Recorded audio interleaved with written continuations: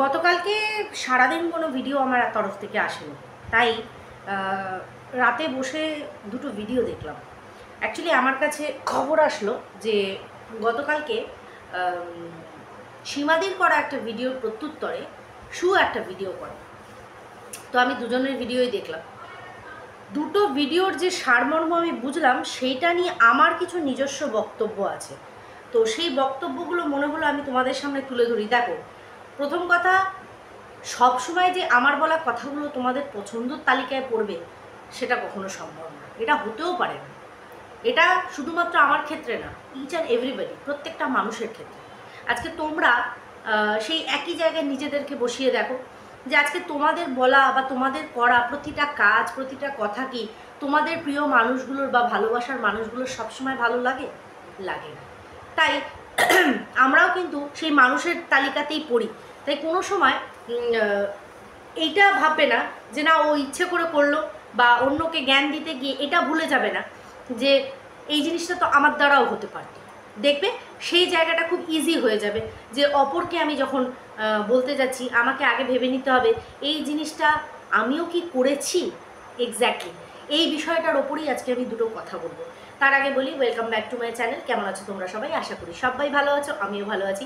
দিনের first video, আর ভীষণ পরিমাণে আমার কাছে মনে হলো এটা ইম্পর্টেন্ট ভিডিও, কারণ যা শুনলাম, যা দেখলাম, যা বুঝলাম, সেটা নিয়ে আমার মনে হলো একটু বলা কিছু দরকার। দেখো, পছন্দের তালিকায় সীমাদি আর শু দুজনের কেউই আমার কোনোদিনই ছিল না, অপোনেন্টে ছিল তারা।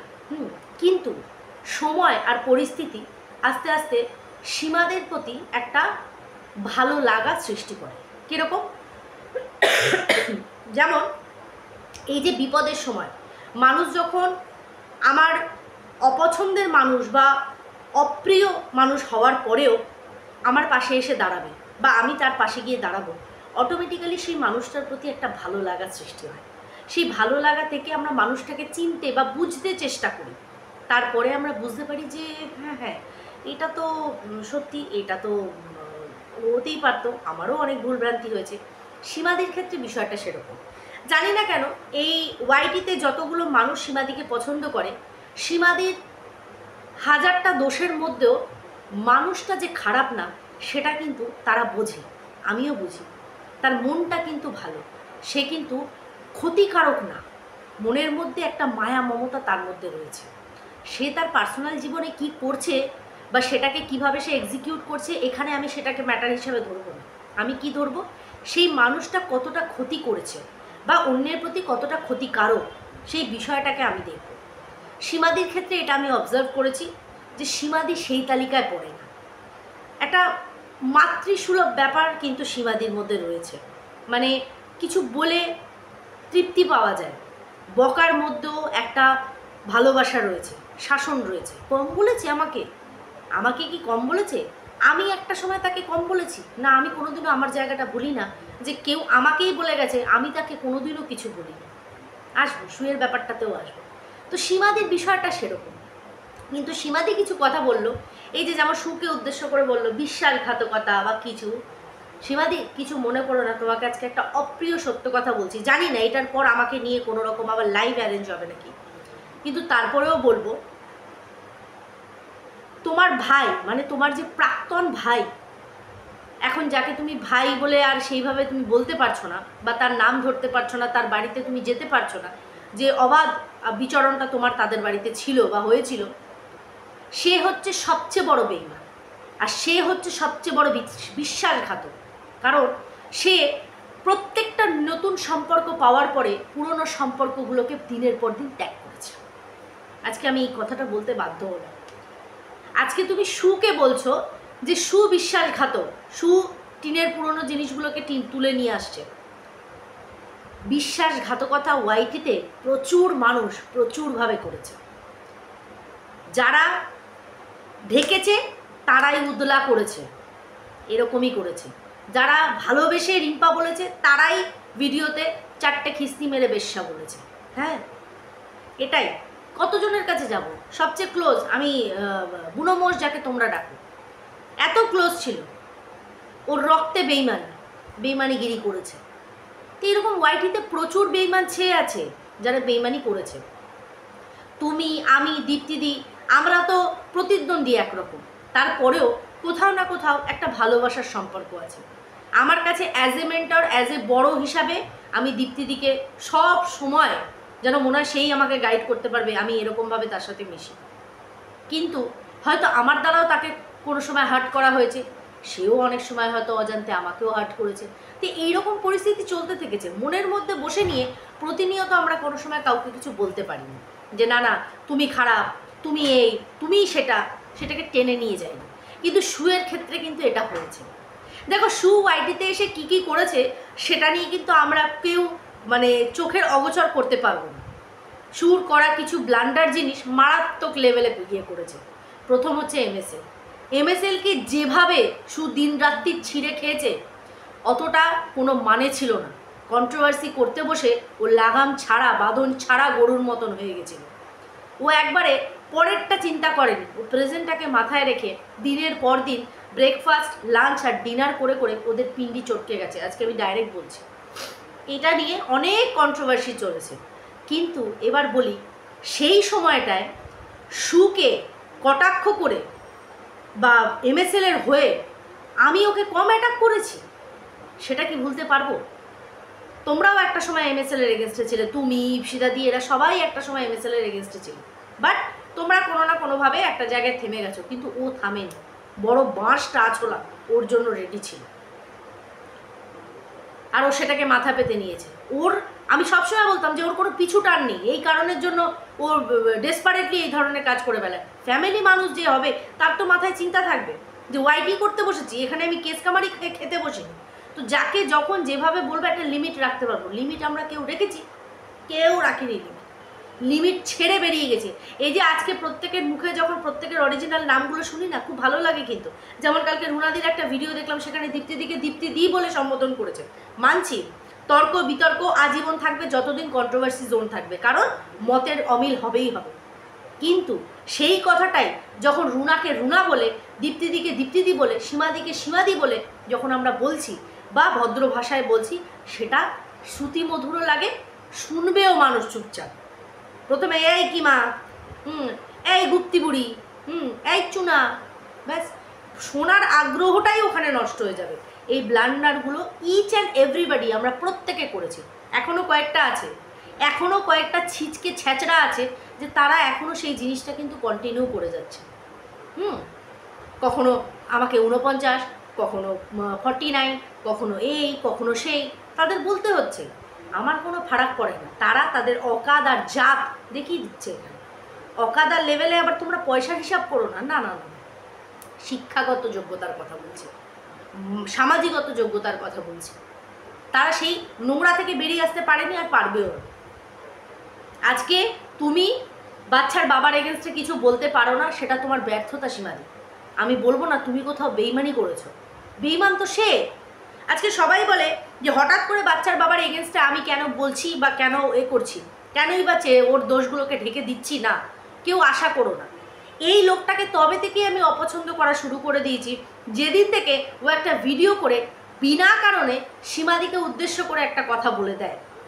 মানুষটা সীমাদি বলে আমি বলছি না, কথা একটাই হচ্ছে, যে মানুষটা বিপদের সময় তোর পাশে দাঁড়ালো, আজকে কেউ আসলো তার জন্য তুই তাকে ছেটে দিলি। কি বললি যে আমার দিদিকে শুধু শুধু টেনে এনে কিছু বলো না, অথচ তোর দিদিকে টেনে এনে সে কিছু বলেনি, যে সময়টায় তাকে সীমাদিকে জানানো হয়েছে।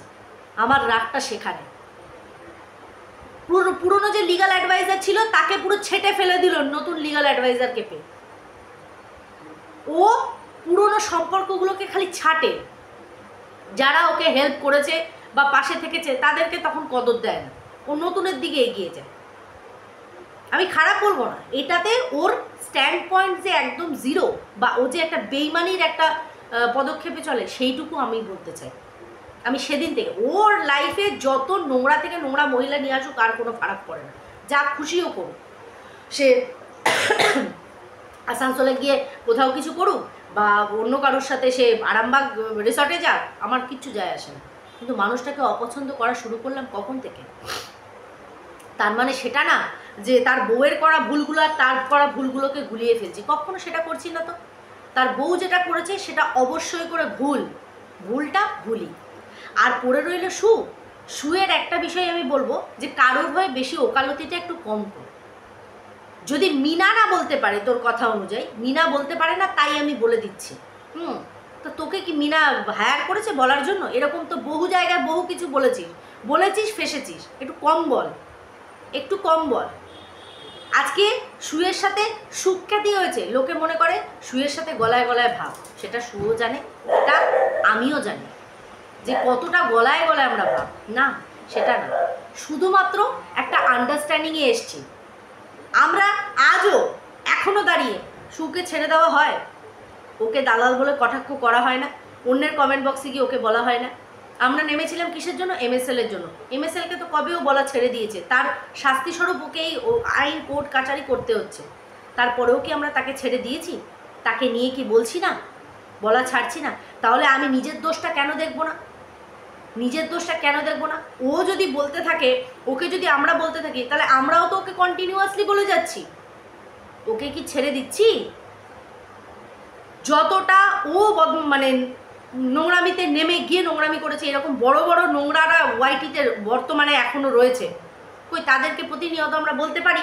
বলি না, কিন্তু সুকে বলি না। ওর সাথে সুখ্যাতির জন্য বলছি না, এটা ফ্যাক্ট, এটা বাস্তব। কিন্তু লজিক্যালি যদি শোনো, ওর কথাতেও এখন লজিক আছে। যে নোংরামি বা যে ব্লান্ডারগিরি প্রথমে করেছে, এখন সেই জায়গায় সংযত। আর পড়ে রইল পুরনো কাসুন্দি কেনা ঘাটে। গামলা আর এই বাচ্চার বাবার বিষয়টা কেউ আর এখন শুনতে চায় না। লোকের কাছে বড্ড পরিমাণে মানে একঘেয়েমি হয়ে গেছে। প্রত্যেকটা মানুষের কাছে এটা মনে হচ্ছে যে একঘেয়েমি হয়ে যাচ্ছে। নতুন কি বলবে, কত বলবে? ঘর ছাড়া, বর ছাড়া, সন্তান ছাড়া, আশা, নতুন বিয়ে করা, হ্যানা করা, ত্যানা করা, নিজের মতন করে জীবন লিড করা, উচ্ছৃঙ্খল জীবনযাপন করা, বাচ্চাকে না নেওয়া, ব্লা ব্লা ব্লা ব্লা, সব এক জিনিস। কিন্তু আমাদের করে খেতে হবে। ওয়াইটিতে এখন কন্টেন্টের বড় অভাব নেই, ফ্যাক্ট। কিন্তু একই বিষয় নিয়ে চর্বিত চর্বণ করবো, তার চেয়ে বরং আমি একদিন রেস্ট নেব, শর্টস দেব, লাইভ করব। আজকে সবচেয়ে বড় বেইমানি সীমাদির যে প্রাক্তন ভাই সে করেছে, তার জন্য আমি তাকে স্পেশালি অপছন্দ করি না। এটা তার বউয়ের সাথে তার করা দোষের কথা না। বউয়ের দোষ তো ওটা নোংরামি, ওটার কোনোদিনও হয় না, কারণ ও নোংরামি করতে যায়নি। বিবাহিত জীবনে থেকে তার বউ করেছে। কিন্তু ও যেটা সীমাদির সাথে করেছে সেটাকে বলে বেইমানি, সেটাকে বলে বিশ্বাসঘাতকতা, যেটা ও করেছে। আজকে অন্যকে বলার আগে আমাকেও তো দেখতে হবে। আজকে সীমাদি যে মুখ খুলতে পারে না, ওকে কিছু বলতে পারে না, শুধুমাত্র সম্পর্কের জন্য অনেক রকম বাধা বিপত্তি আছে, অনেক রকম রেস্ট্রিকশান আছে, সে বলবে না। এটা কোথাও না কোথাও সীমাদির ব্যর্থতা। সীমাদিও বোঝে, কিন্তু কিছু করার নেই, কিচ্ছু করার নেই। আজকে সীমাদি যে বলে না, বলতে বসলে আমি এমন কিছু বলে দেবো, হ্যাঁ অবশ্যই সীমাদি নিজেও জানে বলতে বসলে এমন কিছু কথা বলে দেবে যেটা কিন্তু স্বাস্থ্যের পক্ষে হানিকারক হয়ে যাবে, আর সেটা ঘুরে বুমেরাং হয়ে তার কাছে চলে আসবে। তাই নিজেকে কন্ট্রোভার্সি ক্রিয়েটার হিসাবে সে ফেল, এইটা সে ট্যাগ দিচ্ছে। কিন্তু এটা তো সত্যি না, সে বলার ক্ষমতা রাখে না তা তো না। আচ্ছা আচ্ছা মানুষকে আচ্ছা আচ্ছাভাবে বলার ক্ষমতা রাখে, কিন্তু আজকে এই জায়গায় এসে সীমাদির কেরিয়ারটা ঢুস করে ডুবে গেল শুধুমাত্র এই মানুষটার জন্য, কারণ এ করেছে বেইমানি। দেখো, ভিউজের লোভ সবার আছে। ওয়াইটিতে আমরা ভিউজ কামাতে এসেছি, কামাতে আসিনি, এই এত বড় মিথ্যে কথা কেউ মানতে পারবে না।